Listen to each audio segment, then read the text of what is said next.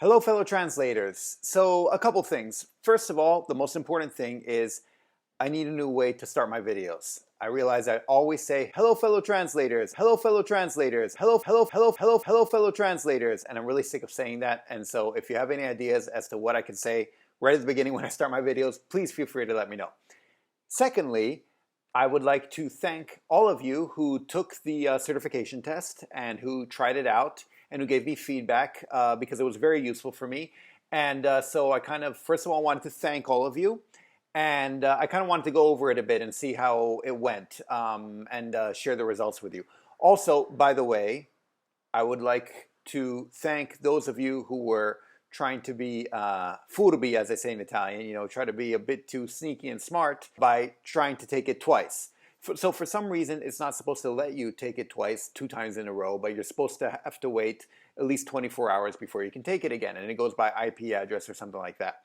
But apparently that's not the case at all, because several people, I think 3 people total, tried to take it twice just using different email addresses, which apparently you can do. And out of those 3, only 1 passed the second time they took it, because the test is going to be different every time you take it, because they're not just the questions in the test. It takes them from a whole data bank of questions. Anyway, that's good to know, because now we can work on that and try to figure that part out. So you guys were sneaky, but at least now we know, because now going ahead, I need to try to figure out how to deal with this. Let's face it, people can come up with different email addresses. You can probably come up with 10 or 20 email addresses if you want, and you can just keep taking the test over and over and over again if you want to take it. And at some point, you're going to be right just by chance almost. So I'm not sure what to do about this. The questions do rotate, so I know that helps. And I did that also so people don't just take a screenshot and share it around or something. It has to be legitimate that way. So there are 2 solutions. I don't like either one, quite frankly. The first one would be that I charge something. And the program I'm using allows me to charge. Unfortunately, the minimum it allows me to charge is $4.95. I have no idea why. I tried putting it, because I was thinking I could charge something nominal, like 99 cents, say, and that way at least it's not much and pretty much everyone can afford it, but at least they won't just keep doing it and doing it and doing it, knowing they have to pay more each time. But for some reason, the minimum it puts is $4.95, which I don't like. At least then I know people won't just keep retaking it and risk just spending more and more. The other option would be that I give out a personalized, like I can give an access code to each person that you use once, and then it can only be used once. So people have to contact me. I give them an access code, and then they can take it.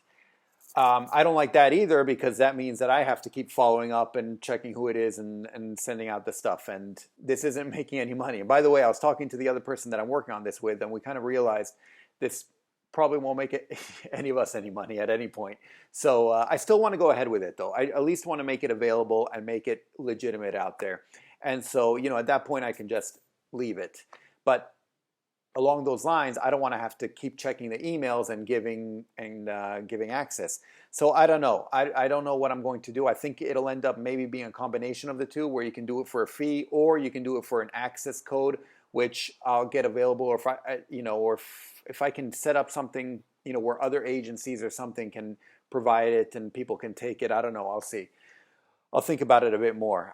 Anyway, let me go over the results and what you guys did, and then we can, because I thought that would be interesting to cover with you guys, and then, yeah, keep it at that. Then probably what I'll do actually is take down this video, or take down the original video I've set, and this video, I guess, because I want to work on it a bit more and then kind of launch again. So to those of you who passed, who weren't many, by the way, I sort of apologize because the certificate you took will still be valid. I mean, there's no reason why it wouldn't, but I think it'll have more validity after, when it comes from the association and all that.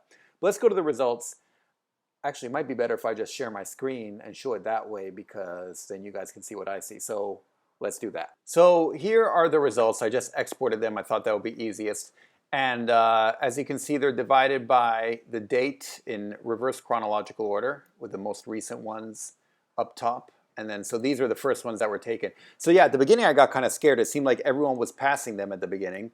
Well, the first 2 people passed it. But then, as you can see, out of 23 people who took it, only 4 passed. And this one, I'm pretty sure, is one of those who took it twice. And he did sort of okay. You need 85% to pass. And the second time he passed with flying colors, actually.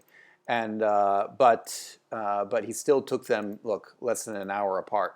That's pretty much it. So and these, as you can see, these are the number of points received out of 12, and then it calculates the percent, and this is a percentage, obviously.